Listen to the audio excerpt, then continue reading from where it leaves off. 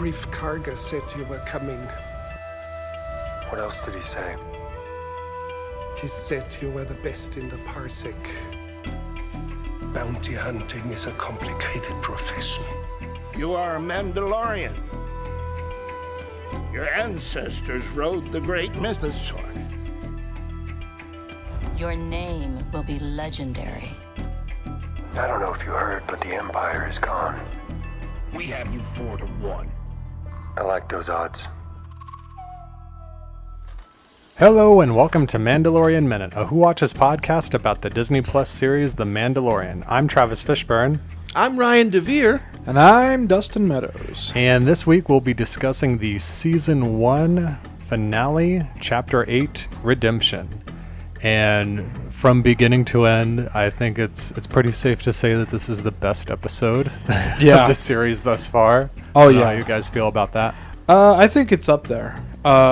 If it's not my favorite, it's my second favorite. Yeah. Because I still really do like the Prisoner episode a lot.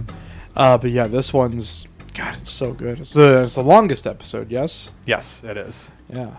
Yeah, I think The Prisoner is having fun with the characters. I think this episode is having fun with the story. Yeah. And both did so very well. Oh, and so much wonderful, awesome payoff. Mm-hmm. Yeah. And so many things you've wanted to see in a show like this is just from beginning to end. Yeah, incredible. there's a lot of stuff we got this episode that I honestly was not expecting to get until next season. Yeah. Which, I mean, I'm certainly not mad about. So. Yeah. To just get rolling in, we pick up with the scout troopers. Yeah. Which, I mean, last week I was so excited to see, like, the biker scouts because I have a special place for them in my heart. Like, they're my favorite trooper. So just to see, like, a scene with two of them, it was... And we've never gotten a scene like that between any kind of troopers before. Yeah. Like, we've gotten, like, very brief little moments, but a full scene. It was great. Oh, yeah, this is wonderful. And We got Jason Sudeikis. Sudeikis and is one of Adam them. Pally. yes. Yeah, Adam Pally was the other one. Yeah, it's such a fun little scene, too. Yeah. Which, I mean, I think is probably largely due to Taika Waititi directing this episode. Absolutely, 100%. That whole scene, the whole opening scene was like, oh, this is just Taika ad-libbing, basically. He's just playing with this. Oh, yeah. My hope is that this show keeps going long enough that I can convince them, hey, I'm a comedian, let me have a cameo. Yeah. I really wonder, I mean, I guess we don't know, because with the Mandalorian, Pedro Pascal, sometimes in the costume, sometimes not. I wonder what this scene, if it was actually the two of them or if they did the voices. I was thinking about that this morning when I was rewatching the episode, too. I think The physicality seemed like them. it definitely matches up really well. Although I think it might not be Sudeikis, at least, because Sudeikis is very tall. Which is the only. Really? Oh yeah, he's a very tall dude, which is the only reason I think that he might not be the one in costume. Yeah. But at the same time, I mean, I'm a pretty tall person. I wear that costume as well. And there's a gap between the white cummerbund area and where the chest piece starts. And that's not really something that's supposed to be seen. There's a lot of black where you shouldn't be seeing black in those costumes. Where I'm like, I don't know if it's maybe then because it's not fitting quite right, or if it's because they're supposed to be so, disheveled Right, and they're not wearing removed from them. the Yeah. Empire at this point. Yeah, it could I be. don't know. But like, Taika as a director is able to do these kind of like this character that is very unlikable. Like he's hitting the bag and stuff, and you're like, oh, don't do that. Knock it off. Like crossing lines that you can't come back from. But then they immediately roll into this scene of just them doing target practice. Yeah, which is so good. It's so good. Like that just seems like Taika Waititi's brand of humor, that he can play with these lines that other directors can't. And the implication there, he shakes it and you hear like kind of like a paint can rattling, and I'm like, is the implication that they've got bad tech? Yeah, or that they just suck no matter what, even at point blank. But I like to because genuinely this entire episode, I wasn't sure where any particular scene was going to go, which is great. Like half of me was expecting this scene to end with like Baby Yoda just like using the Force and like crushing their helmet on him or something. Like especially because I feel like this is the most direct abuse that we've seen Baby Yoda take the entire show. It's like, oh, all right. Well, Bill Burr accidentally drops him, but like they're straight up punching him in the face. I said, shut up. Then the one gets bitten. Yeah, which is great. Ow! Serves you right. It's trying to eat me. And then, of course, IG-11 shows up and then makes short work of both of them. Breaks one of their wrists before flipping him over. And then just, like, repeatedly slams the other one into his bike. Yeah. Messed the bike up. And then he tells Baby Yoda. That was unpleasant. I'm sorry you had to see that. So there's a little bit of a fuzzy timeline there between Quill last episode. Like they travel overnight to get to the outpost or whatever it is. It's not really like a village. Yeah. And then Quill is traveling back for hours. And then the speeder bikes catch up very quickly. I imagine they're probably a lot quicker than Blurgs. Yeah, and then they're like back to the outpost, and IG-11 on foot catches up within minutes. We don't know how fast he can run. we didn't Yeah, get to see, but holy cow! Because we've only ever really seen him like just very deliberately Terminator walk through anywhere. But I mean, he's also never had any reason to be in a hurry. This is true. But we know that we know that he's fast. We know that he can move very quickly in other ways. So Yeah. Or he piloted the Razor Crest over there. yeah, which is also possible. Just an interesting little I don't know. It's a little suspension of disbelief, I guess. Yeah, But- I can see that. Man, like we've not really seen IG-11 do anything since the first episode, and it was good to have him back on screen again. Like we covered in the first episode, like this is a character that was established in the original trilogy that you never get to see move or anything, and they've brought him to life in a way that you're like, oh, that makes sense. Like that feels like a death machine. Mm-hmm. But Yeah, in a way that you never thought, like the action figure of Yeah. IG-88 could Yeah, be. so at stiff and- first glance, they don't look very intimidating or anything. Then you see it in action. Yeah. Yeah, I mean, I even got the IG-11 Black Series figure, and so I open it up to like display him next to the Mandalorian, and I'm disappointed because I'm like, oh, they don't have him articulated in the way that he should be. Oh, he doesn't have the spinning action. No, he doesn't. That's a tough character to make a good action figure of, though. Yeah, Because he has got all kinds of structural weaknesses. Because he's just little like pipe Just arms. stands And, up, yeah. Anyway, after that, they've got the standoff in town with Moff Gideon. Yeah. And they're getting out the E-Web, about to take everybody out. Yeah, and then we find out that Moff Gideon knows everything about everyone. About everybody. Cara Cynthia Dune of Alderaan, yeah. which makes a lot of sense why she would have such hatred for the Empire. Yep. It's like, oh, I can literally never go home. So yeah, that makes sense. Mm-hmm. Take the fight to them.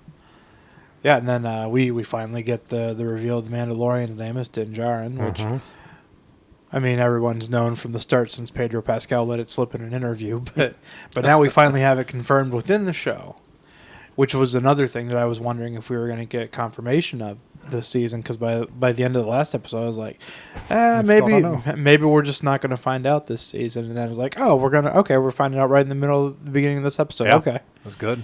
Yeah, and then we finally get that glimpse into a fuller flashback of the Mandalorian as a child and all that stuff. Yeah, where you get to see him being rescued by Mandalorians. Mm-hmm. Yeah. And I was so happy with that scene because the Mandalorians look just like they should for that moment in time because it's during the Clone Wars. So they look just like everybody in Death Watch, and they've got the Death Watch symbol on their shoulders, which it all ties in to Yeah, what Pre-Vizsla was doing. And I mean, there's more stuff coming later with that kind of thing. Yeah, I mean, Star Wars has a pretty rigid like canon. People will call you out if you're wrong about it, but they've paid a lot of attention to what's happening, and I appreciate that. Yeah, and another thing that's brought up. Or perhaps the decommissioned Mandalorian hunter, Din Djarin, has heard the songs of the Siege of Mandalore, when gunships outfitted with similar ordnance laid waste to fields of Mandalorian recruits in the night of 1,000 tears. Which is something we don't know anything about, right? Not yet. Well, we do. It's kind of in the Ahsoka book. And we are going to see this in the next few months. It's going to be in Clone Wars. Nice. Yeah, the Siege of Mandalore is... I guarantee one of the episodes in the upcoming new Clone Wars episodes is going to be called the Siege of Mandalore, or the Night of 1,000 Tears. And we're going to see some more tie-ins to this. Awesome. Yeah. Which is just so incredible that we've got like Dave Filoni, who is helping to create this mythology and is doing so and creating like so much consistency across it. So we see that tying in here, and they're mentioning things that are going to be coming up here like very soon. It's insane to me. No, it feels good. Star Wars television is a big deal right now. Yeah, it seems like they've got more of a plan than other stuff happening on screen. Yeah. And that's also nuts because I didn't realize until last week that Filoni was the one who did the first Clone Wars movie. Yeah. Or the CG one. I didn't realize that. So to go from something that seemed like it wasn't very well liked by a lot of people to then have a hand in something this great that seems to be almost universally liked, which is a hard task to accomplish for Star Wars fans, I feel like, anymore. Yeah, the issue with the Clone Wars movie is because at the time that it got released because George Lucas, from what I hear, saw what they were doing for television, and he was so impressed with it. It was like, well, we should release this as a movie. So they stitched like the first 3 or 4 episodes together and made it a movie. And so that's what we have with the Clone Wars movie, and it's still trying to get its feet. It's still trying to like set the right tone. They were trying to master, or just not even master. They were trying to like establish so many things. It was just very unfortunate, because if you made a Clone Wars movie right now, it would be so much better executed. There'd be so much more payoff. It just, in a variety of ways, it would do so much better. But I think there's certainly something to be said for consistency and having the same person calling the shots too. Yeah. So then Moff Gideon says, If you're asking if you can trust me, you cannot. Just as you betrayed our business arrangement, I would gladly break any promise and watch you die at my hand.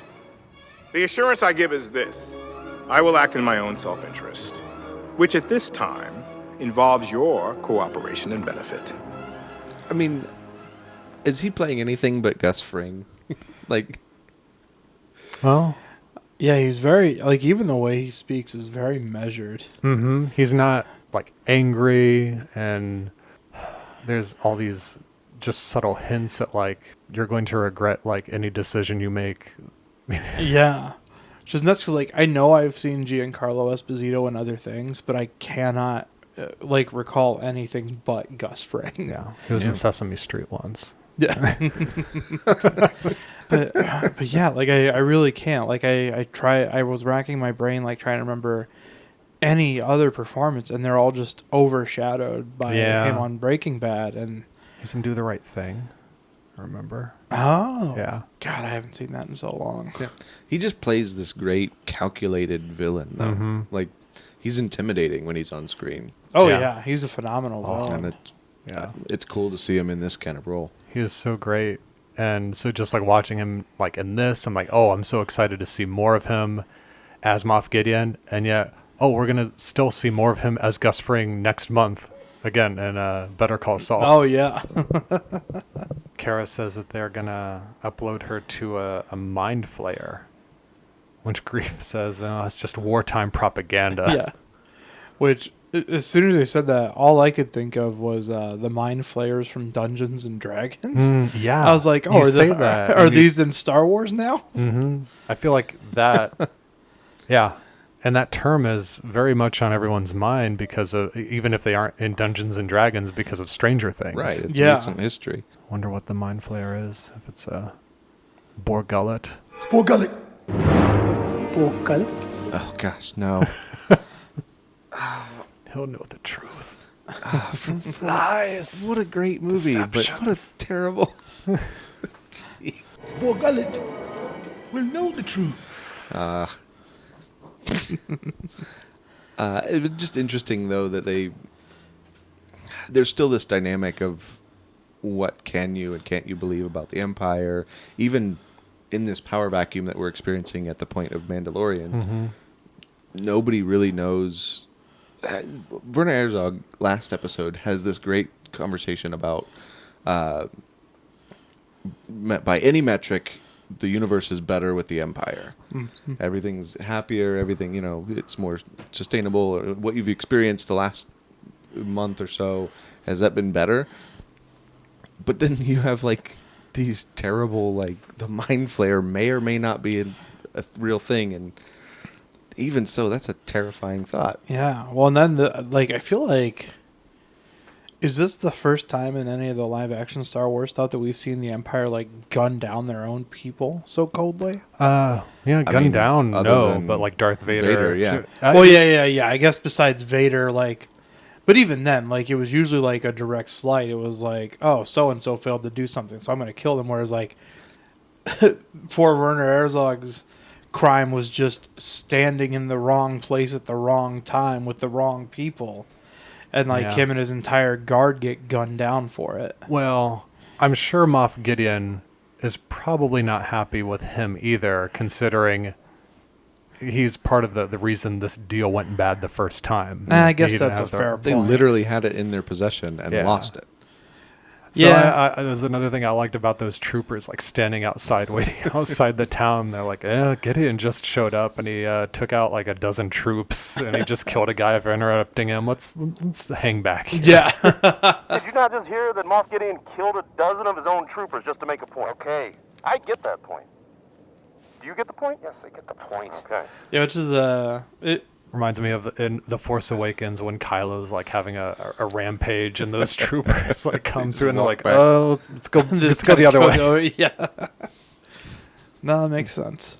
I also like that. They're like, oh, Grief Karga says, I thought you were from Mandalore. And he goes, Mandalorian isn't a race. It's a creed. Yeah. He says it directly to Apollo Creed. Yeah. It's not a race. It's a Michael B. Jordan. Yeah, that was a great little bit of exposition, though, in case you hadn't caught that at this point.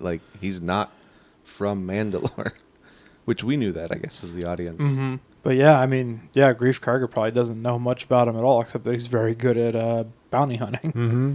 So he also, Gideon says that Grief Karga was the magistrate.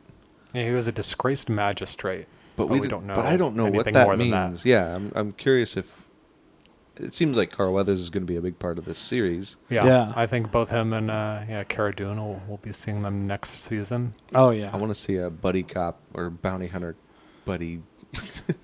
Couple episodes of them together. Yeah, I think by the next time that we run into them, which will probably be episode 2 or 3, they're gonna have already had some history of them working together.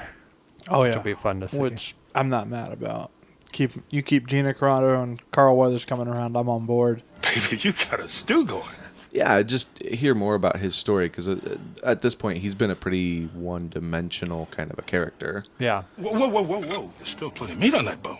What are his Could motivations? Be something they explore in season 2. Maybe Yeah. a world they go to ties into his history. Something along those lines. Place where he used to be a magistrate. Yeah. And then he gets there, and Maybe. Michael B. Jordan is the new magistrate. Oh. mean, I'd take Michael B. Jordan in Star Wars. Yeah, his son, Adonis Karga.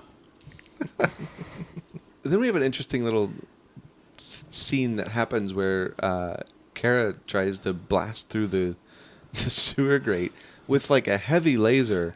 Yeah, like like a heavy a blaster, Gatling laser.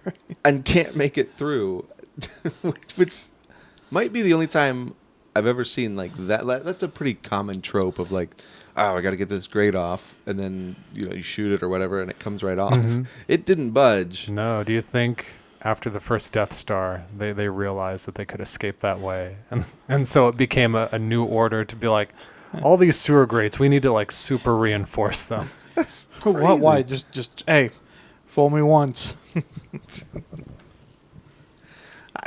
Yeah, I've just never seen that like trope fall Not through work. like that. Yeah. Yeah, because it seems like a fairly powerful little weapon. Yeah, I mean, it's punching through stormtrooper armor. Yeah, but not this great. Nope. Maybe the grate's made of Stormtrooper. Beskar steel. Which made me question, like, can't you just go through the wall at this point? Like, it's just kind of a stucco wall. Yeah. I don't know. I'm sure they're surrounded on all ends. I don't know. Maybe, yeah. Yeah. Oh, maybe the Mandalorians reinforced that grate, since it leads to their culvert. That's a very good point. I think we figured it out. Yeah. Yeah, that's exactly what they meant. Hey, here's a bunch of Beskar steel. Oh, cool. You want some armor? No, we need sewer grates. sewer grates? This is the way. And then if you could make me a hood ornament out of one. Yeah, and then IG-11 finally shows up, and he has his just massacre throughout the entire time. Oh, it's so incredible. All the while, music. Baby Yoda's in a little bassoon on the front of him. ET style, just laughing away. Yeah, there's a couple times that cut specifically to him, just gleefully watching the troopers get mowed down. Yeah, murder knows- is a fun time. And specifically kills all the troops and like leaves everybody because there's a Jawa that like is standing there with Yup. 2 troopers drop dead in front of him. And then he bails from that bike. I thought he was going to do, kind of like a cavalry strafe for a while because it was working. But no, he got right off there. just kamikazes the bike into a bunch of them. Yeah. Which leads into a really, so Kara hops up. She starts laying down fire, which was great. And then we get a little bit more of the Mandalorian being kinds of tactical. Man, that shot where he just walks out the door, like grabs the gun and punches the dude. I was like, oh god, what an amazing way to just start this sequence off. Yeah. And then he's fighting 2 of the Death Troopers at once, which was really cool. Finally get to see more Death Trooper action. Yeah. It's exciting. Which was more than we got in Rogue One. Yeah. God, yeah. This entire shootout sequence is just so fun. And I mean, this show has at least one really great action sequence per episode. And then this one is just like, yep, nope, this is the one that you saved for the final episode of the season. Yeah. And then he picks up the E-Web and uses it like a minigun, which is like, I'm like, what? They're like referencing all of the Carl Weathers movies here because that's Yup. like Predator. Yup. And also kind of a callback to episode 1 because you have When he jumps essentially on the same Yeah. thing happening. You have IG-11 drawing fire while he gets to the big gun. Jumps on the mounted Gatling, yeah. Yeah. And then Moff Gideon takes it out by shooting the power source there. I'm like, it's a good video game move. Yeah. It's amazing you knew to shoot it. Like, it wasn't even, like, red or anything. Seems like a pretty huge design flaw, if you're asking me. Yeah. Hey, can we make these explosive things? Can we make them look like targets? Can we put some of the sewer grating around that? Anyway, so, they cleared out a decent chunk of these this battalion. Yeah, they take out, God, a lot of them. But then they get pushed back. Were you guys really concerned that Mandalorian that he was going to die? I genuinely was. I truly didn't know because 'Cause- I'm like, all right, well, the title of this series, The Mandalorian, could they Could be pass ambiguous. it on Yeah. to another character? Yeah, Baby 'cause Yoda next season is all about him growing Wearing into the armor. Yeah. Because aside from the Mudhorn episode, this is the first time where we've really seen the Mandalorian kind of like get knocked around and like and hurt. like in a very serious way. And God, maybe only the second time we've seen blood in a Star Wars anything. Yeah. So Got it in A New Hope. Ponda Baba's arm. Oh, is there blood? Yeah. Oh. It doesn't cauterize for some reason. Yeah, there's blood on the floor. Oh, then 3, because then there's also the handprint from Force Awakens. So I didn't even think about Ponda Baba. So, but yeah, like Cara Dune just like a hand full covered in blood when she reaches behind his helmet. Yeah. Yeah. So they get IG-11, who's taking some fire. They get them all inside to kind of regroup, and the flame trooper shows up. Yeah. And the whole time they're doing that, and the Mandalorian is insisting that they go on without him. It was like, they might really do this. Yeah. Because part of me, because he was telling her to go to the culvert to find the armor, I was like, oh, is Cara Dune about to become the main character of the show? Which I wouldn't necessarily be mad about. Yeah, there was a second I thought maybe she ends up with the armor. Yep. Because like, especially after, so the flame trooper rolls in, and then Baby Yoda does the magic hand thing. Throws does the magic hand thing, and throws it all back at him and knocks that dude out. But then it passes out. I was like, okay, so we have taken the force healing out of the equation here, so that's not going to happen. And I was like, I think Din Djarin might be done for. But then as soon as IG-11 stayed behind and tried to take his helmet off, I was like, oh, he's not alive, so it'll be fine. And then that's exactly what happens. It is forbidden. No living thing has seen me without my helmet since I swore the creed. I am not a living thing. Yep. Oh, okay. Then save my life, please. We get to see Pedro Pascal's bloody beautiful face. Yeah. And when they took the helmet off, the sound effects, there was like this hissing sound effect that's used for Vader's helmet in Revenge of the Sith. I thought was very neat. Wait, yeah, and that's another thing. I sincerely, I wasn't sure one way or the other if we were ever going to see his face. Yeah. Which, I mean, I'm not mad about that we did see his face. I think they did it in a really cool way that obviously is justified. And then hopefully they just don't decide, we need to see his face every episode moving forward. Yeah. I'm going to say I wish they saved it for a later season. I don't think we needed it in this episode. I think we could have easily... Do you feel like they should have shot it? They could have still had the moment, but don't show away the audience? Yes. Part of me was half expecting that, too. Well, I think you could have gone a different route with it. You could have had IG-11 stay behind, and then the last kind of thing that you hear from the Mandalorian, from Din, be like, just do it, right? And then you cut back to the sewers, what's happening there, and then you have IG-11 come around the corner. Oh, and he's got the Mandalorian, and like you have that, and then you can reference at some point later that he had to take the helmet off, and like that Mandalorian's wrestling with that. Like you could have done it without showing his face. Yeah, but I will say it was pretty great seeing Pedro Pascal's actual reaction to IG-11's joke. You have suffered damage to your central processing unit. You mean my brain? That was a joke. It is meant to put you at ease. It's like, that was a joke. I was attempt at levity, and just the way how they end the scene. Yeah, just the way he looks at IG-11 is so good.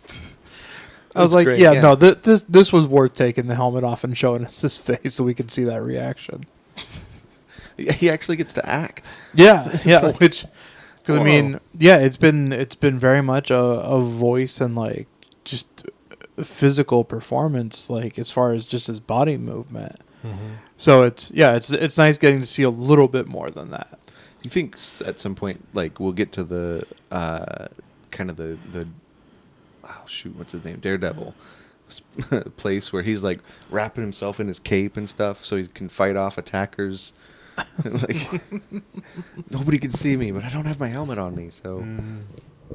Yeah, that is one cool thing about Rise of Skywalker, which we're not going to talk about right now, but I did find it was cool that you could see Kerry Russell's eyes in one scene. Yeah. Yeah, more stuff like that is very interesting to like have these helmeted characters have these like little actual, glimpses, so we remember that there's a person under there. Well, and I think it works too because like Pedro Pascal, like obviously he's recognizable to some extent, but it's like not so recognizable that you see his face and it takes you out of it. Yeah.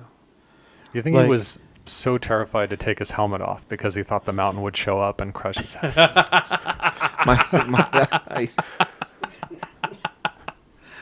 That's why he's wearing the helmet. Yeah. That's why he never takes it off. Yeah. I will say, so we went from like, I really wasn't sure if the Mandalorian was going to make it, to back to spray, and we're back up and running.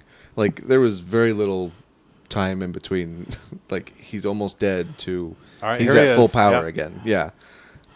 Which, I mean, I'm not mad. In the interest of time, I'm fine with that. Yeah, I don't want to wait 6 episodes for him to heal and be out of it. Yeah. Yeah. Well, and even then, like he's up and moving, but he still doesn't seem at 100%. Yeah. Because like even like when he's having that final confrontation, which we'll get to, like he still seems like not fully there. Mm-hmm. But yeah, so then they get out of there. They're in the sewers, and they get to the culvert, and they find just a Mandalorian armor graveyard. Yeah. Which I was not expecting.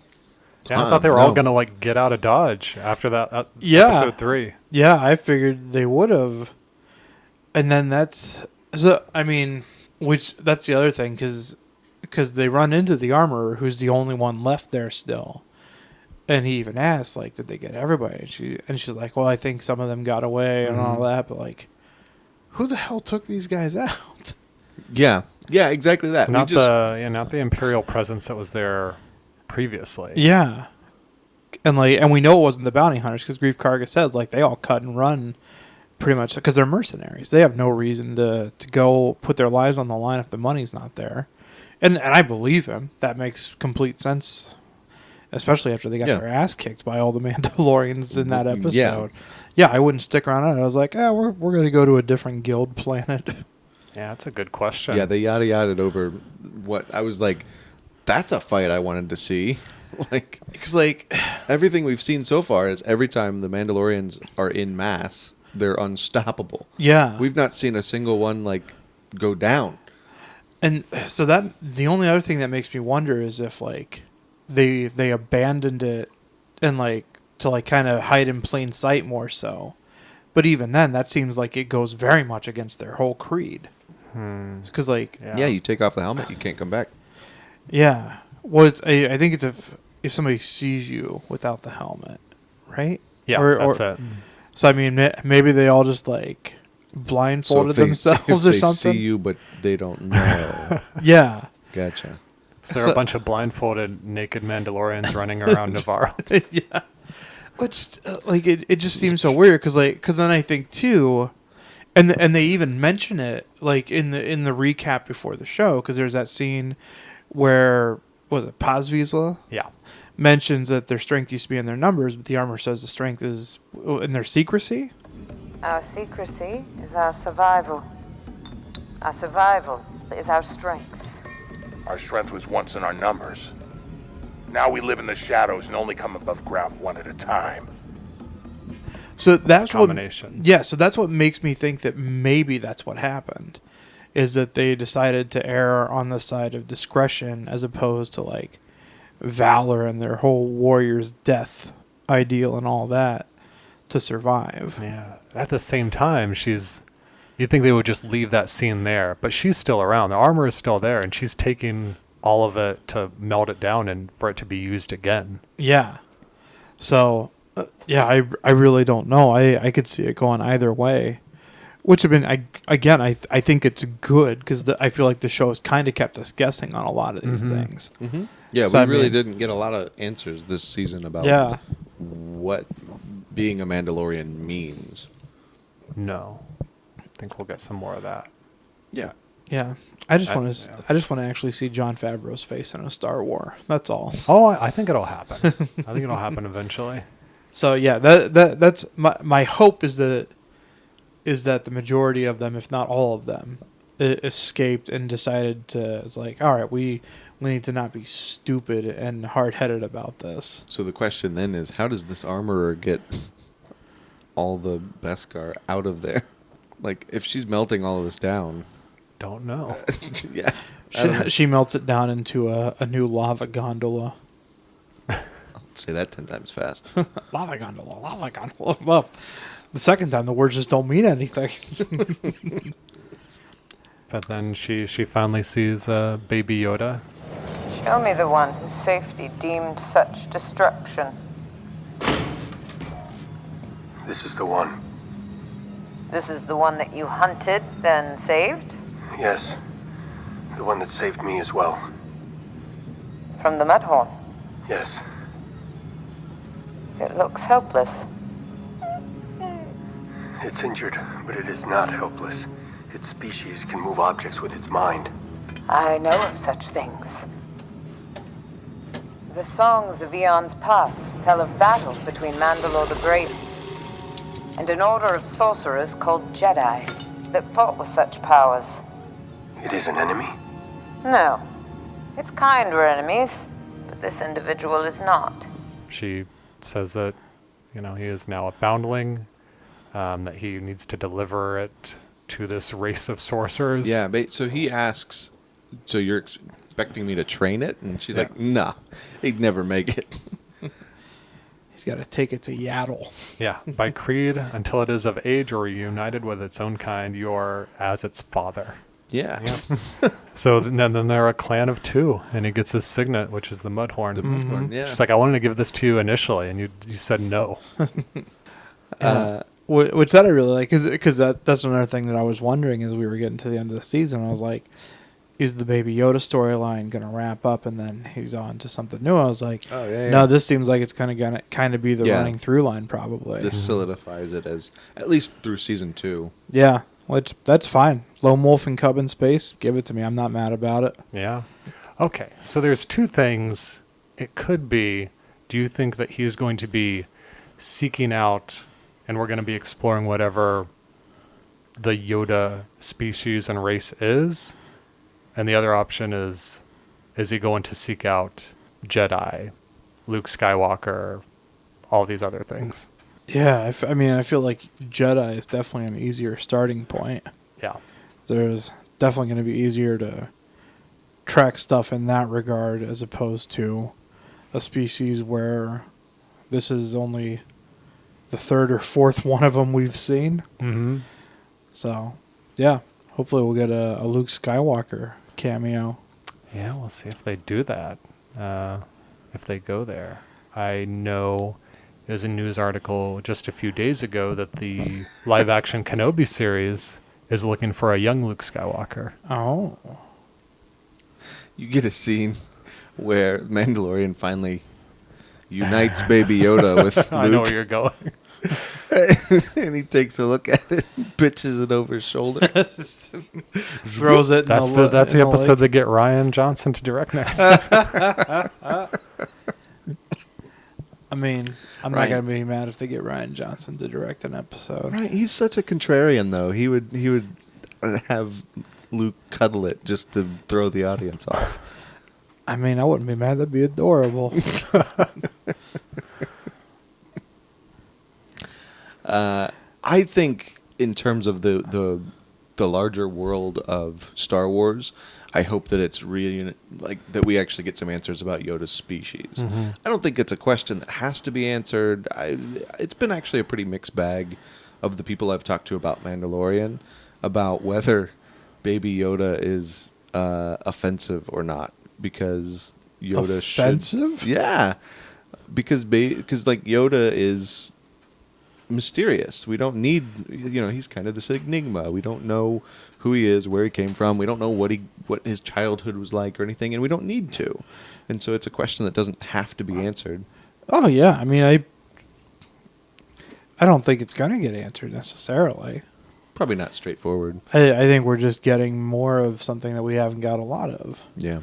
With Baby Yoda. Yeah. I think we can get more of that without them being like, hey, we finally named the species. You ain't got to do that. Yeah, it's just interesting that now the show has like a mission statement and a purpose to be like, we're going to do this. So now it's like, well, which direction is that specifically? And I think as the audience, we'll probably figure that out along with the Mandalorian character in the next season. Yeah, I mean, at this point, like, I think the showrunners have clearly shown that they have reverence and respect for the universe that they're playing in. So, I mean, I'm not worried.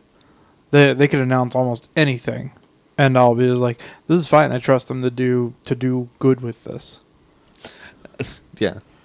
Are you trying to think of the worst thing that they could pitch to? No. What if we bring in JB Smoove as Grief Karga's son? I don't even know who that is. JB, you know him.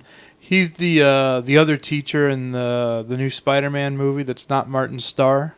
He's in Curb Your Enthusiasm. Oh. As son?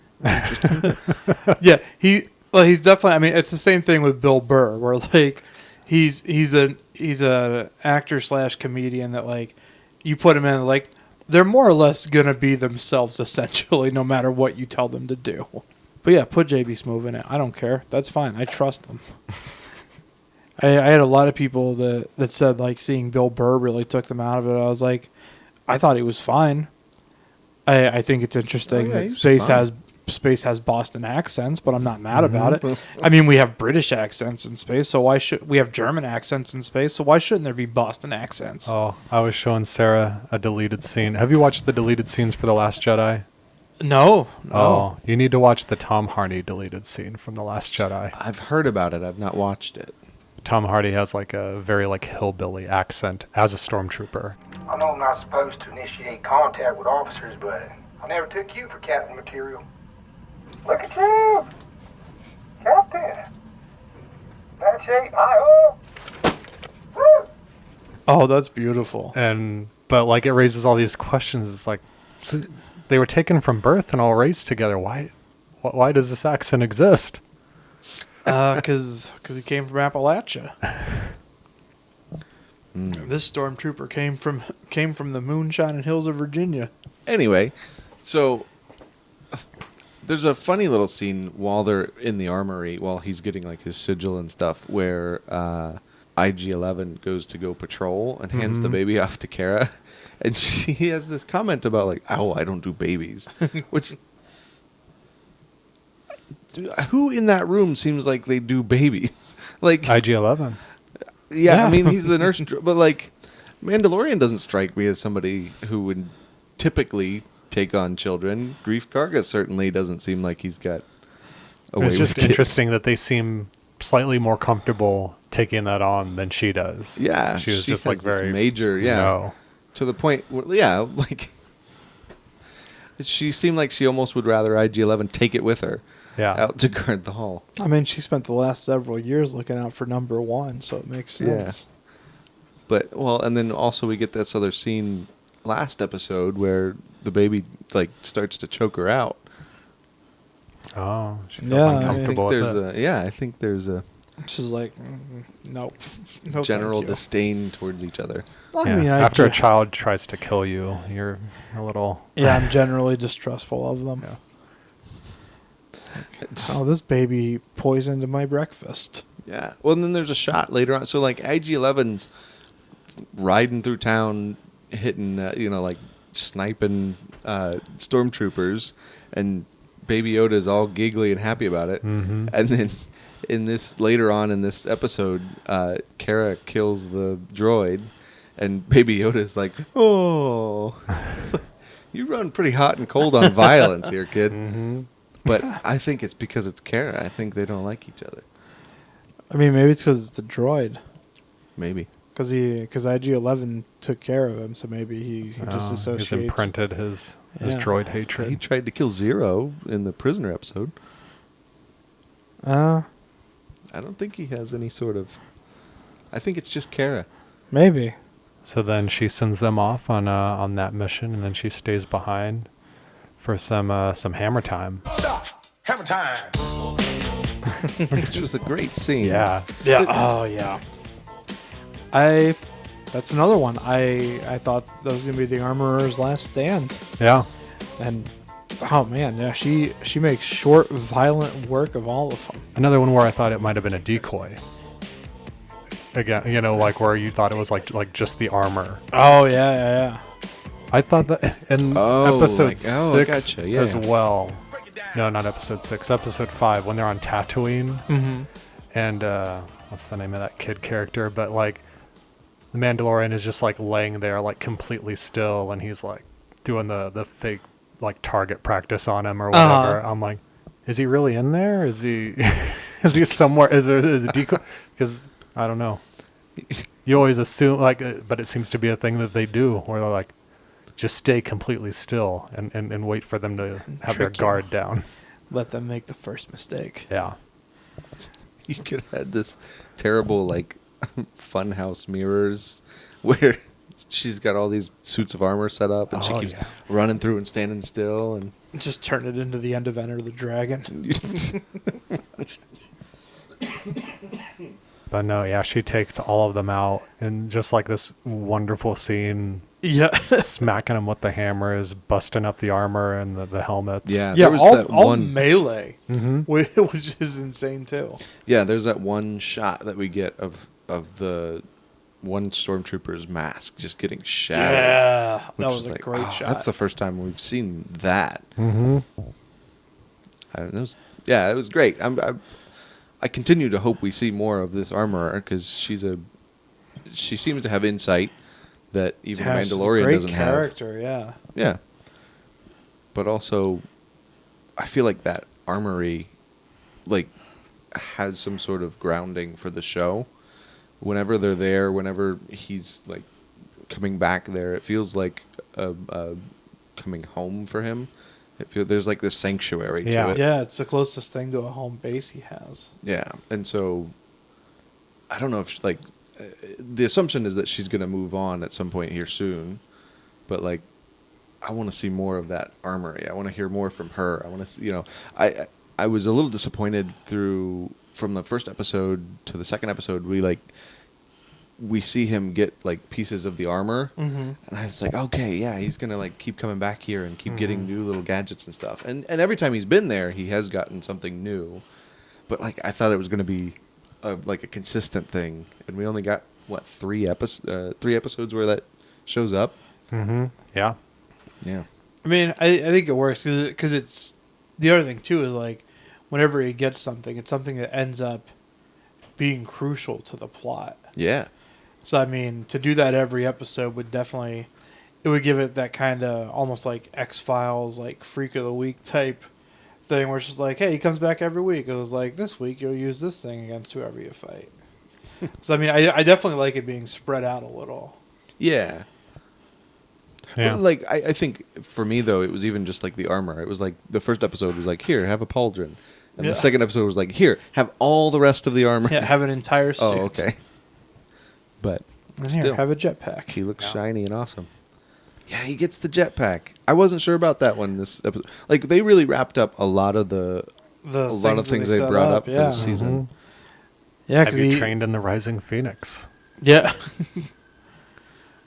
So as soon as she said that, I was like, I don't know what that means, but I hope it's a jetpack thing.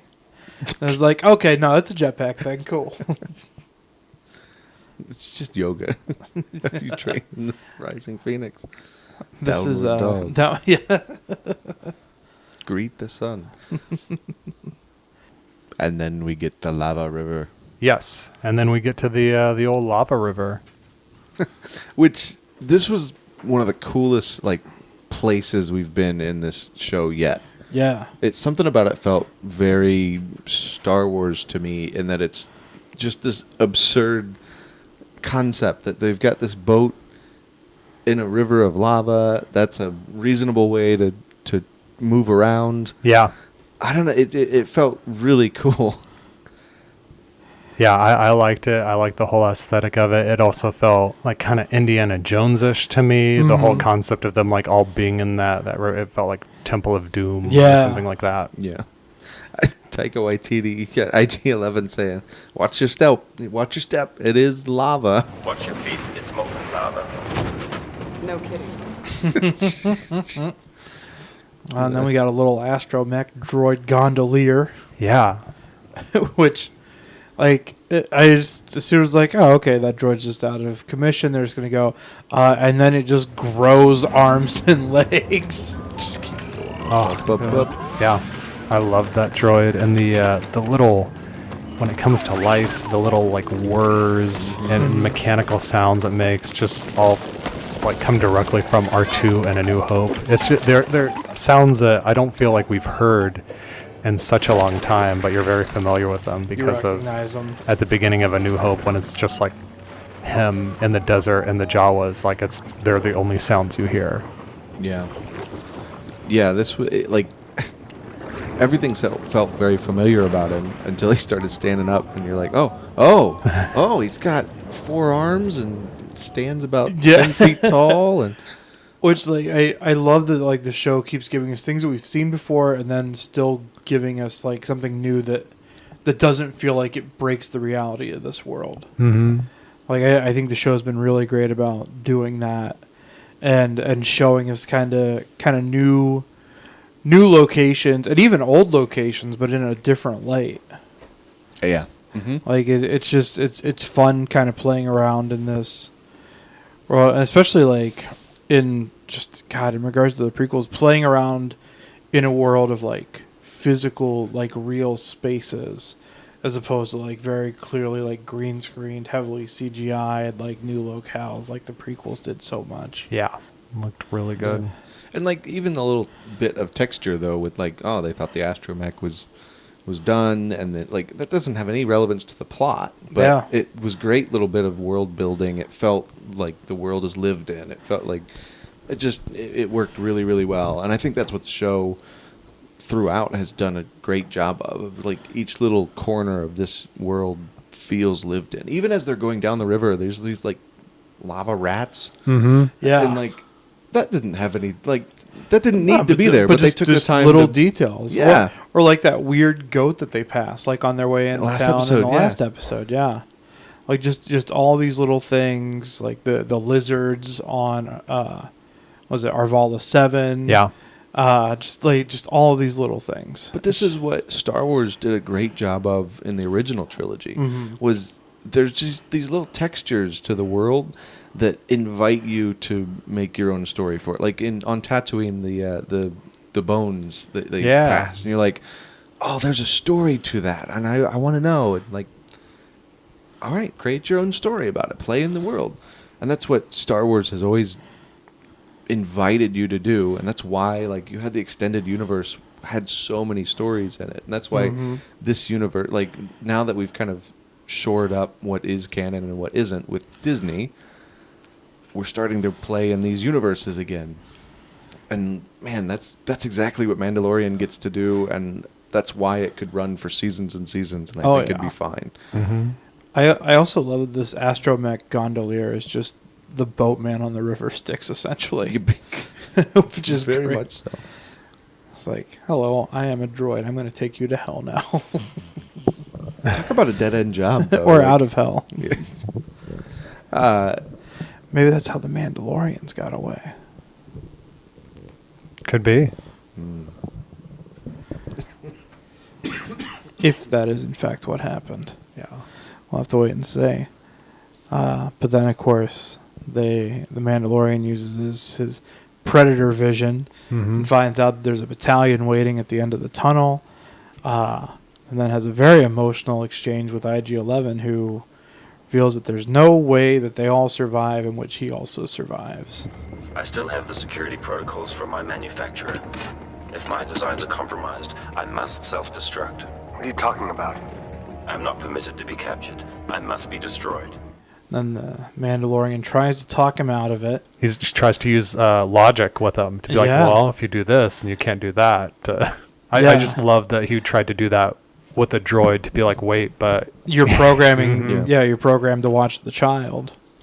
It's like, if I get captured, that supersedes my programming. Yeah. And if you tell me you'll look after him, I can I can default to my manufacturer standard or whatever. And then he tells the Mandalorian not to be sad. Yeah, and he says, very, I'm not sad. very unconvincingly, I'm not sad. And then I'm IG-11 says, I now know why you cry, but it's something I can never do. That's not what he said. He says, "You Suar, I'm a nurse droid. I've analyzed your boy." Same thing. And then he steps into the lava river, and very faintly we hear doo doo doo. And he gives him the thumbs up. Yeah, thumbs up as he goes down.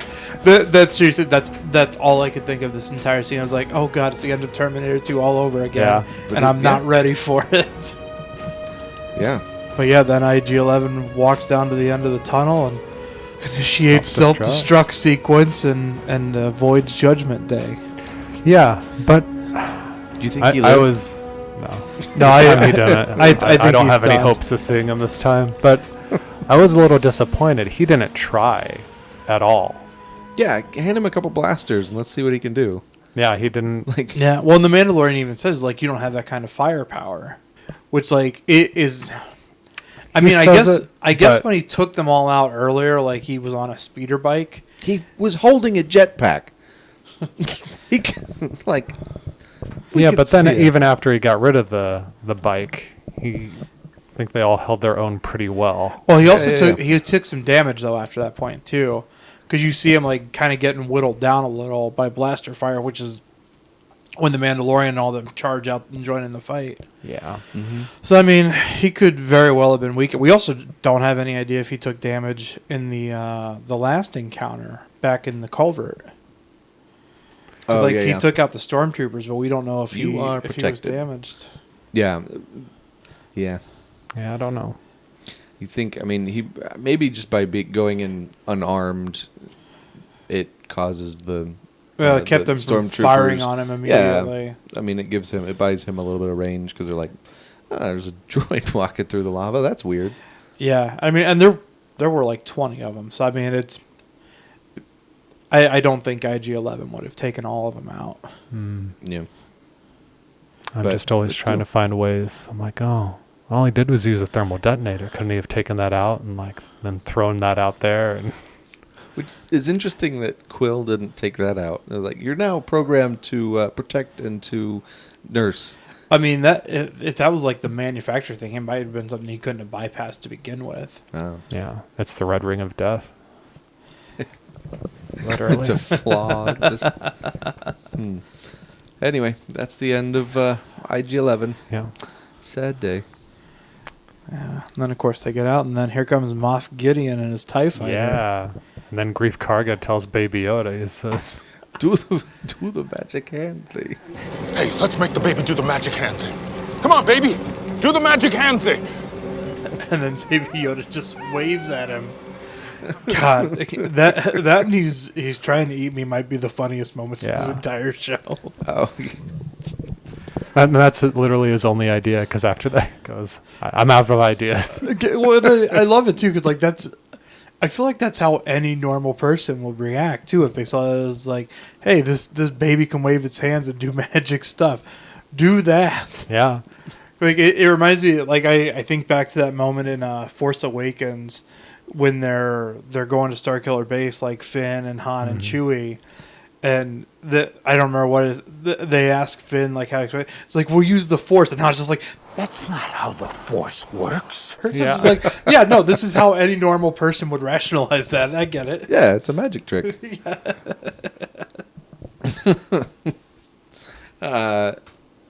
Which then we get this awesome scene though of he uses the jetpack. Yeah, he uses that Rising Phoenix. He seemed to know how to use it pretty well, because the armorer said like until It won't obey yeah, you. exactly. But Well, I mean, he mentioned that he trained with it at some point, so I mean, yeah. Well, I think she underestimated him, is what I'm. oh yeah, that makes sense. Well, and even then, like he overshoots, and then like even when he's and this is why I made the case earlier that I still don't think he's 100%, because like when he literally goes to plant the first charge, like he drops it. Yeah. Which seems like a very clumsy thing to do. I watched that back a couple times, and it's like he just straight up drops it. They're not twirling or anything. Yeah, and that's what makes me think that like he's probably still not at 100%. Yeah. Because like I mean, even like the fact that he even hit the TIE fighter with his grappling hook at all. Like I was like, oh, that's amazing that he's that functional. And I was like, oh yeah, he dropped the charge. Okay, yeah, no, he's probably still not quite recovered yet. Yeah. But still a sweet shot. Oh yeah, it's great. A whole great sequence. Yeah, him it's getting phenomenal. on there and putting the other detonator on. And Well, and then as soon as and then he drops off as soon as it explodes and the TIE fighter goes spinning. I was like, I'm watching for it. No explosion. Yeah, he's still alive. Yeah, exactly. I was like, this isn't a Marvel movie, so I feel like they're not going to kill off the big bad in episode. Yeah. I don't. Werner Herzog went out pretty unceremoniously. I mean, he had. I don't like. I think we all kind of knew that he was never like the big. Yeah, he never got a name. He guy. was just the client. I mean, we got 3-ish episodes of Werner Herzog, I think. Yeah. Before he finally went out. Yeah, and he had the conversation with the Dr. Pershing character, where it's obvious that he was the child was to be delivered to somebody else. I don't care. Only to extract the necessary material and be done with it. Explicitly ordered us to bring it back alive. Finish your business quickly, as I no longer can guarantee your safety. So, he was we a get the middleman. impression that, this is who it was. Middle management. Yeah, we don't hear... He was the Admiral Piet. Yeah, we don't hear Moff Gideon talk about, like, my boss or somebody else. It seems to be, this is mine. Yeah. I want this. Mm-hmm. Oh, especially with the end of this episode. Yeah, as soon as that thing hit the dirt, I went, oh, okay, so they're not going to go double tap him or anything. They're just going to... just assume. Nobody's going to check. Yeah. Well, and even when the Mandalorian lands, like, he's kind of like... It's like the first time you see Iron Man, like, fly, where, like, he's still kind of working it out. Yeah, you're concerned for him. He's going John straight for the Favreau. earth. I'm fully expecting next episode opens up with the Iron Man 1-esque, him trying to Back figure in out how black. to stabilize the jetpack. Keeps bouncing off walls. Baby Yoda tries to put him out with a fire extinguisher. No. Stop.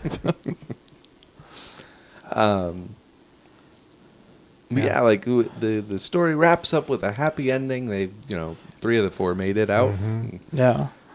Karga welcomes him back into the guild. Tells him that his guild rates have probably gone up. So now we don't have to worry about him being hunted down next season. Mm-hmm. I guess not. Well, at least not by not guild by hunters. not by all that. Yeah, now that he's cleared his name with the guild. Yeah, and then Kara decides to stay on Navarro for a while. Yeah, clean up the Imperial remnants. And maybe be an enforcer for Grief Karga.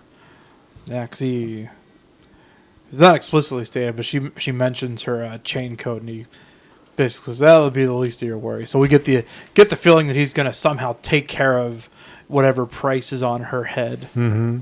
Yeah, and he basically tells Mandalorian, he's like, "I'll go take care of what you got to take care of, and then come back." And Mandalorian was like, "No," it was weird. Like he kind of tells him like, "You do what you need to do with the baby, and then come back and you can do this." And he had no interest in coming back for some reason. I don't know. I got the feeling that Karga probably wanted him to come back sooner than it's actually going to take. Yeah, but I was like, "No, go bounty hunting with the it's kid not on an your ship. errand. It'll be fine." Yeah.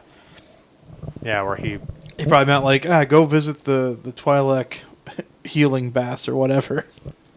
Then come over in 2 days. Yeah, where he like knows that this is going to be a bit of a journey, and a lifestyle for a while. It's gonna be at least a season's worth of adventures. That's what he tells them. It's like, I'm not gonna be back. I've got at least 8 episodes. Yeah. I might be back midway, like briefly, and then maybe in the finale. I don't know. I might run into you guys. Yeah. I'm definitely going to run into Mark Boone Jr.'s crew from a couple episodes back because I didn't kill him. Which that I'm very excited to see those characters again. Mm-hmm. There's no way we're not going to. Oh yeah. Definitely. Especially because they don't have a home base to go back to. So at the end of the Tatooine episode. We got I forget what her name was, and the sniper. Fenric Shan, something like that. Mm-hmm. We get the kind of silhouette character in the with background. the boots. Do you feel like that's Moff Gideon? I don't think so, even a little. Like I thought it was sound design initially, is different. but now that we've seen him, I don't think it is. Yeah, and there's the sound design, like you said, of the boots, of the spurs on the boots that they intentionally put into that shot, and we don't hear at all with Moff Gideon. So yeah, I think there's going to be a lot. The questions that are left over at the end of this season really have my mind racing as far as like this could go almost anywhere. Did Cad Bane have spurs? yes, I think he had a similar. I'd have to like go back and listen. Oh, Because my initial thought was Gideon, but then it was like Cad Bane is the only character that I've seen that like seems like he kind of fits that profile. Mm-hmm. that would be really cool to see him brought into. It'd be very tricky. Yeah. Everybody quiet. I've got a call to make. That'd be cool though. He's a great character from the Clone Wars. Yeah, I mean, because I only know the character just by recognition alone. Like I've not dived into the shows or anything. How many fingers does he have? Does he have? Type in Cad Bane fingers. Oh boy, better put your safe search on. I think It looks like 4. Oh, He's does he? got a normal amount. Oh, okay. I don't know. I was thinking that he had 3, and I think the character that we've seen so far, like when they bent down, they had a full hand. But so it could still be Cad. That would be a cool one. I think Boba would be a cool one. I feel like fan outcry would be like Boba Fett. Yeah. Everybody's been begging for more Boba Fett for about a couple decades. Let him keep begging. Boba Fett's a chump. Could be a one-armed Mace Windu. That would be an interesting one. Speaking of... Along the way, he just decided to change his wardrobe and get spurs. So yeah, then Mandalorian, says goodbye to Quill. Oh, still such a tragic end. Yeah. Yeah, to Quill and IG-11. Because I thought when Quill died, I'm like, And then all the IG-11's blurs. going to like live on, and then there's going to be stuff about Quill that comes out through his reprogram. Yeah, I didn't expect him to off both. Like, and that was the thing. Like, until IG-11 confirmed it, like, I was holding out, like, just the tiniest shred of hope that maybe Quill was, like, still alive. Because, like, because my thing went to was, like, he's a nursing droid. Maybe IG-11's able to save him, but he's like, he's terminated. Yeah. I was like, all right, no, Quill is definitely out of the picture. Yeah. Which is it's also unfortunate because, like, Nick Nolte is just so good in that role. Oh, yeah. Like, and it's just, it's a fit that I never would have thought of. Like, I don't remember if we talked about it here or not, but, like, Patton Oswalt even has a joke about how Nick Nolte originally auditioned for the original Star Wars and about what that would be like. And now we're actually getting Nick Nolte in Star Wars, which is insane. Yeah, we've killed off 2, like, really interesting exposition kind of characters with the client and Quill. They both were a great source of, like, because Mandalorian doesn't talk much, and they were both able to kind of fill in a lot of those blanks.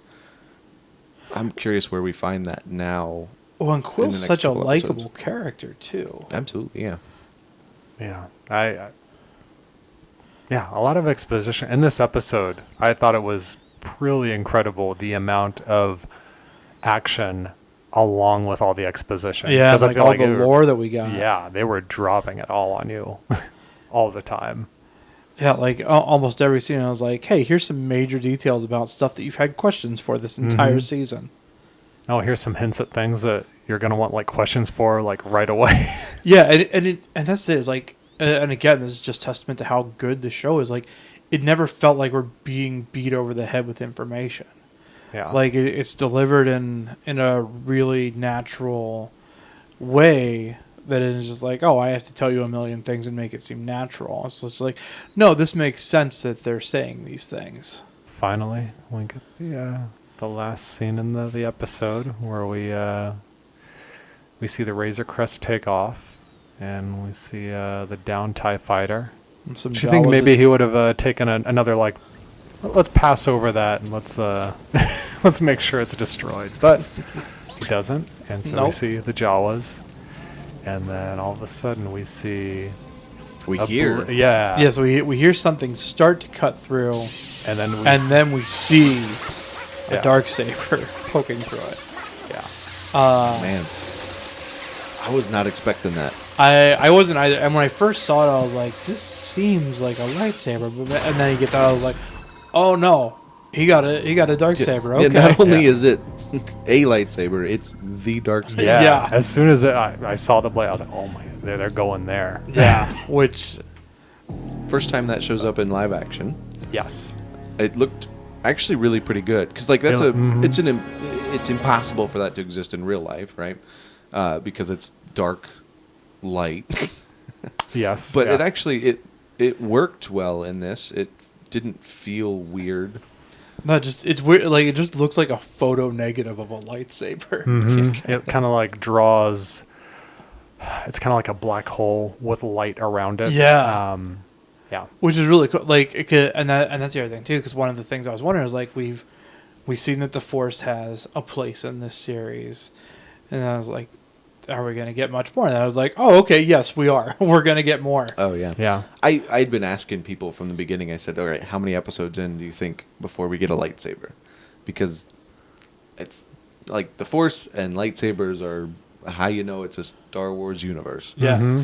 Which I do like that both of those things have been used as sparingly as they have this season. Oh, yeah. Because I feel like that's one of the things that helps this show stand out, is that it's not so connected or married to those being like the central ideas of it. Yeah. So what I think this show has done really well so far in regards to the Force, the new trilogy, the end of the Skywalker saga, and even the prequels to an extent very much treat the Force more like it's a superpower than it is like a spiritual experience. Yeah. As opposed to like the living force that connects all things. Right. And I feel like this show has kind of brought that back in a way. Like it's still kind of a Deus Ex Machina because the Force is a Deus Ex Machina. Like it's a. I also I like that it's because I mean again like the main trilogies and everything have centered around characters who have an intimate understanding of what the Force is. Yes. And this time we're seeing it through the eyes of people who have only heard about it, who've like heard stories but have never actually witnessed it themselves. So I mean, when they see these things happening, they're reacting exactly the way those people would. And I think that's a really interesting angle to approach it from. Absolutely. But also, like, this is what I think Rogue One just hit the nail on the head with, was Chirrut.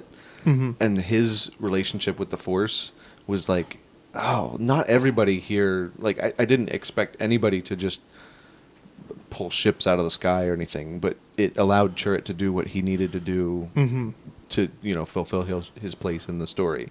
And I feel like we'll get that with Baby Yoda more and more. Like, that's the role that it plays, is like, it's not going to save you every time, it's not the MacGuffin, but it's there. It is an element. Yeah. And nobody really understands it. Nobody in the main cast has first-hand experience. No. There's definitely a reverence for it. Like you said in the other movies, like you said, it's very much like a superpower. It's being used all the time. Whereas if you think about all the times it actually is used in the original trilogy, it's not used like that frequently. And I feel like this show is using it the same like frequency that the movies did. So, yeah, and I mean even the new trilogy and the prequel trilogy feel like they lean on it heavier than the original. Which, because like from that first episode with the Mudhorn, when we see Baby Yoda stop it, like I know we were talking about, I was like, all right, how often is this going to be kind of like the saving grace?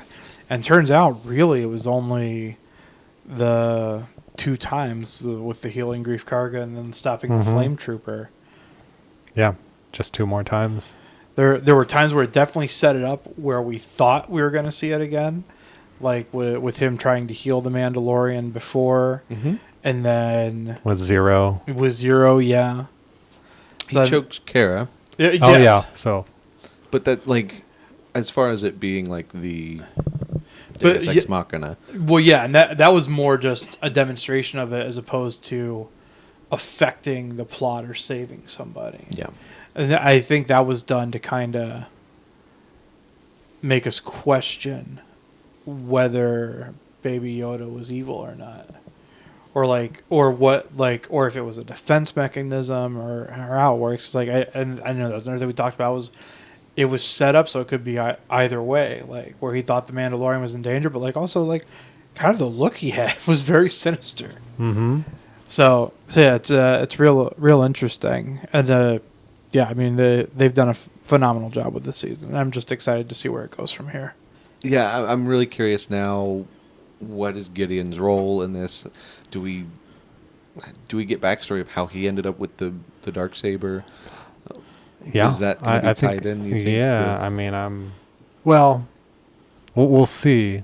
It's going to be like in next season, but just the fact that got introduced and it like speaks to like Filoni and like I said, like the whole mythology and the whole narrative that he's been building with Clone Wars and then Rebels and then now this, and it's like, yes, there's like a through line and there is like some fan service going on, but like in a good way, because when you see that, if you're not familiar with it, you're like, well, what is that? And then of course after every episode, for me, it's been showing like watch Empire Strikes Back, and now after the end of this episode it tells you watch the Clone Wars because it's going to give you some answers. So right now I'm going to play for you guys the first time that we see said Darksaber, which is also the first time that we see Mandalorians, and it is also the first time, the first episode in which we see Jon Favreau as Pre Vizsla.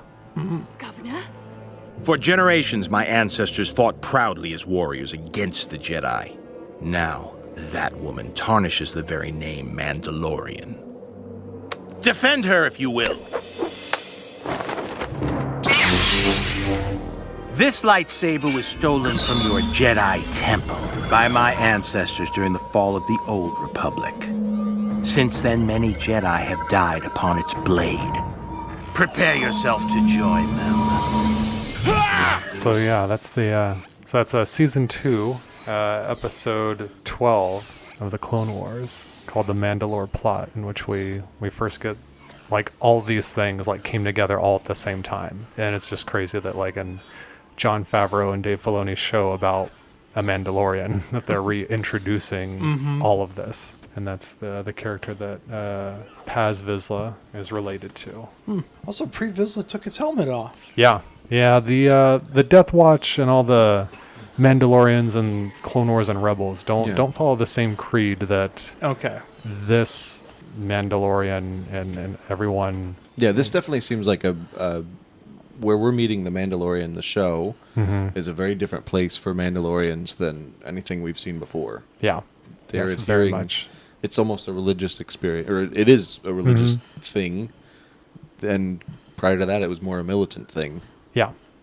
Gotcha. It's not Ewan McGregor in the show, correct? No, that's James Arnold Taylor, who does it very good. He gets as close to Ewan McGregor as you can get.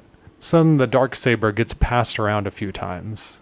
It's with Pre Vizsla the first time we see it. It goes to Maul, and then it goes to Sabine Wren before finally going to Bo-Katan. And then from then, that's the gap we have now where we don't know how it got from her to Moff Gideon. Gotcha. Was Sabine Wren, was that the gal in the last clip you showed us? No, actually, that's it's Satine. Those names are way too similar. They are very similar. And actually, Bo-Katan is the sister of Satine. Okay.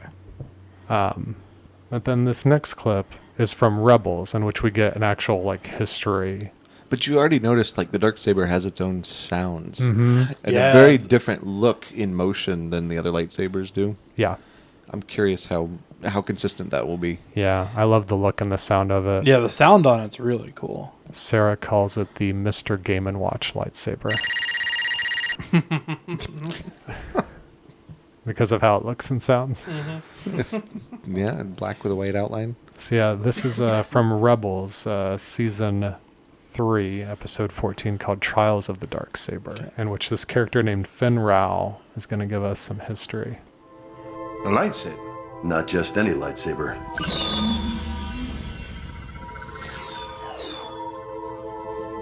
It can't be. So you recognize it? That I do. It is the dark saber, a symbol for the leader of House Vizsla, and later the group known as Death Watch. I didn't know Mandalorians developed a type of lightsaber. We didn't. This was one of a kind. Legend tells that it was created over 1,000 years ago by Tar Vizsla, the first Mandalorian ever inducted into the Jedi Order. After his passing, the Jedi kept the saber in their temple. That was until members of House Vizsla snuck in and liberated it. They used the saber to unify the people and strike down those who would oppose them. At one time, they ruled all of Mandalore wielding this blade. This saber is an important symbol to that house and respected by the other clans. I imagine Sabine was excited to recover it. You wouldn't know it. After we got back from Dathomir, she gave it to me for safekeeping and hasn't brought it up since. She doesn't want the responsibility. Kanan, if Sabine can wield this saber, she can reunite one of the most powerful houses in all of Mandalore. You're talking about raising an army. With Sabine leading it. So it's also interesting to note that the Darksaber actually has like a blade. Yes. Like it has a shape. Yeah, it looks like a katana. Yep. All right, I'm calling it. Din Djarin recovers the Darksaber, gives it to Paz Vizsla. Yeah, I'm actually wondering if Paz Vizsla, when he somehow sees it, if he's gonna like lay claim to like that belongs to me, that belongs to my house. That lightsaber, it belongs to me. It belongs in a museum. It belongs in a museum. So do you. So very, very exciting to see them incorporating that and to see the further history and adventures of that blade. Yeah, that's insane. Like just all this payoff for like all these other series that are linked to everything. Yeah. Where does Rebels take place in the continuity? Starts about 5 years prior to A New Hope. Okay. And then like every season is kind of like almost like a year, and it just builds up until you're like bumped up right against Rogue One pretty much. Gotcha. Okay. There's actually some like their ship shows up in Rogue One. Yeah. Nice. So, yeah. Cool. And apparently it shows up again in Rise of Skywalker. Rise of Skywalker. Yeah. Which is weird. Like now it's fan service. Yeah. More than anything, I think. Now if they just give me Dash Rendar. Well, maybe he'll be in season 2. Maybe. I also really just want Jason Statham in a Star Wars. Yeah, we could do that. But yeah, just very exciting to see all the things that the show is paying off and what it's setting new ground for and where we're potentially going. But yeah, do you guys have any final words on this episode? It's season 1. No, it's amazing. I think. I mean, not that there was a lot of competition this year, but it's hands down one of the best shows that came out this year.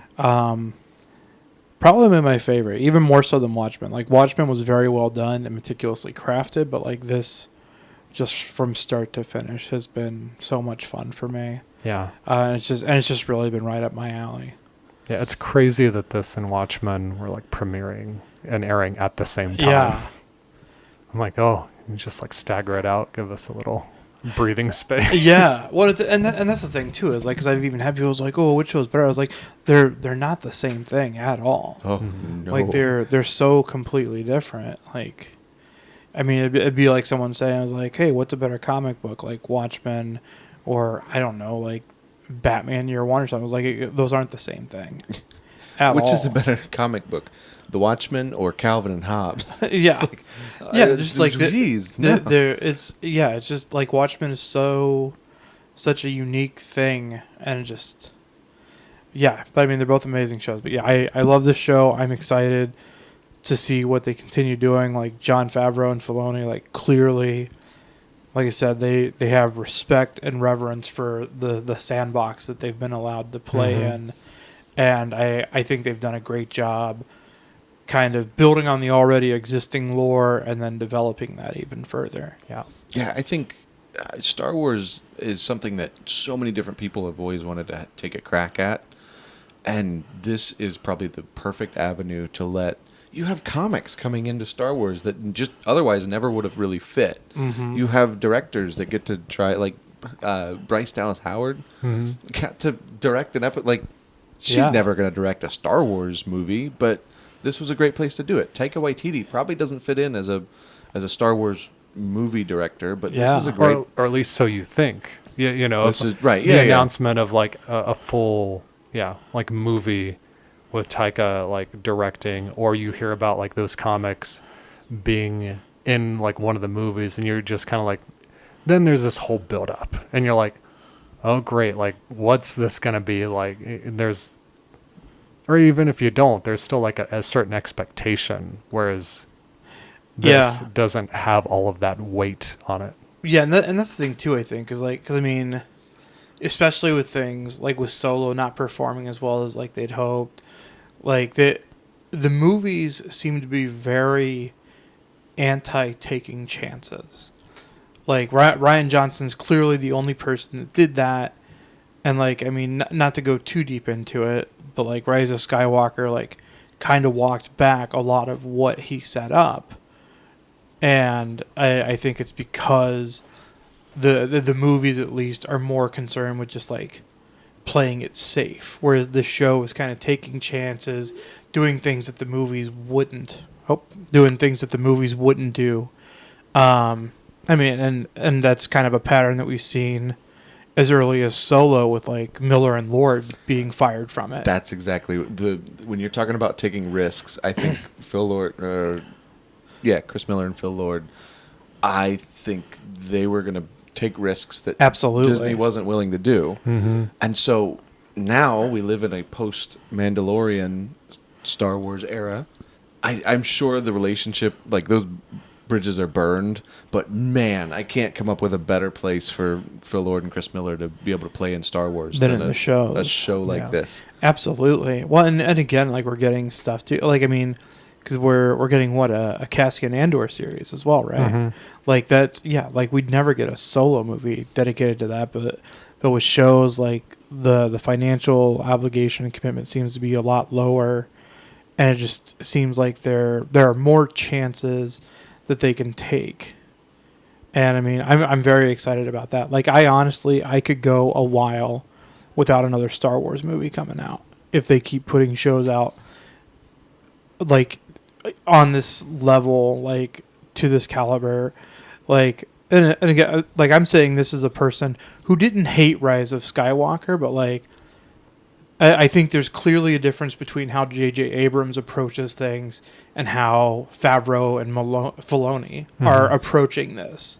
Like, because they're clearly, like, Abrams is obviously a fan, but like Favreau and Filoni have played around in this world before this show. So like, I mean, they're coming already from a place of respect. Yeah. And I think that's more of what we're going to see as this show continues, as the Andor series drops, and we get more glimpses into this world outside of like a cinematic universe. Yeah. I wish this was the entry point for Phil Lord and Chris Miller, rather than trying to do the movie. Maybe, like you said, there's a relationship there with Jon Favreau. Maybe that relationship is strong enough, but I feel like those bridges have probably been burned. I would be leery to work with Disney again. Oh no, I totally get that, but I mean, I think if Favreau kind of is the middleman for that, I think it's very likely. Because like, I mean, we've seen this entire series, like you said, with like Bryce Dallas Howard and Taika Waititi directing an episode. Like, Favreau seems willing to take chances, and at this point, like, I mean, Favreau has been like a sure thing for years now, like behind the camera. Like it's insane that like the guy from Swingers or Friends, Rudy. Why am I not? What was the movie with him and Vince Vaughn? I'm blanking on it. Not Swingers. Made. Yes, like the guy from that. Like he gave us like Elf, kickstarted the MCU, and like it just on like all these. Yeah, like I mean he's been a sure bet on almost everything that he's done, and again, like I mean this show is done so well. Like it's insanely. Like how popular it's become, even among non-Star Wars people. So, I mean, I think if Jon Favreau walks into the Disney offices and says, like, hey, you did Miller and Lord dirty, I want to bring him in, I think they're going to at least hear him out on that. Especially, yeah, with the reception of this, he has some runway. Yeah. Like, between this and just, like, his work in the MCU, like Favreau has proven himself as someone who can take these IPs and run with them and do well with them. Yeah. Like I think Disney's basically just going to be like, hey, you just tell us the number to write on the check, man. Mm-hmm. Yeah, and he's going to be directing next season too. Yeah, which is great. And he wrote this last episode. Yeah. Which is also just again like an amazingly written episode as well, which is not something we've talked about as much as the scripts for these. Mm-hmm. Yeah. Yeah, such an awesome show. It's got an awesome future, and very much looking forward to this and everything else that is going to be served up under the Star Wars banner on Disney Plus.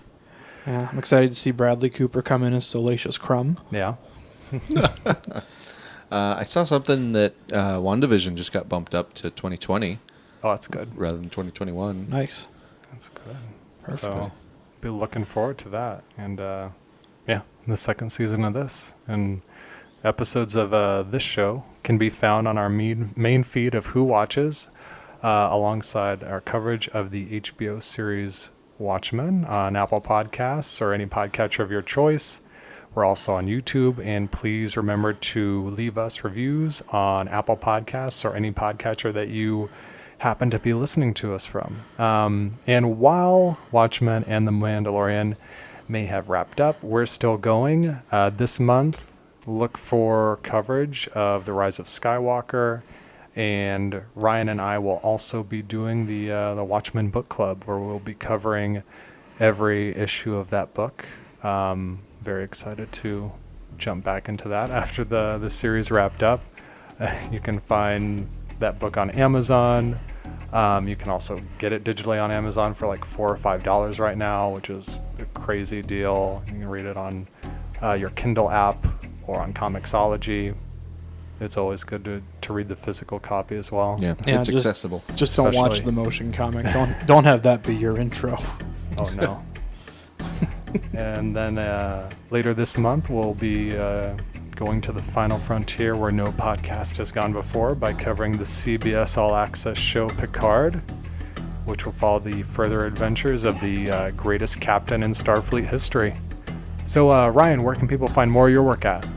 You can find me at Harbjagen, that's HARBJAGEN on Twitter. And you can find me at DustinMeadowsComedy.com, my blog, all my social media stuff's there. Again, that is DustinMeadowsComedy.com. Cool. And you can find this show on Twitter at WhoWatchesPod and on Instagram and Facebook. And until next time, for one final sad time, initiate self-destruct sequence.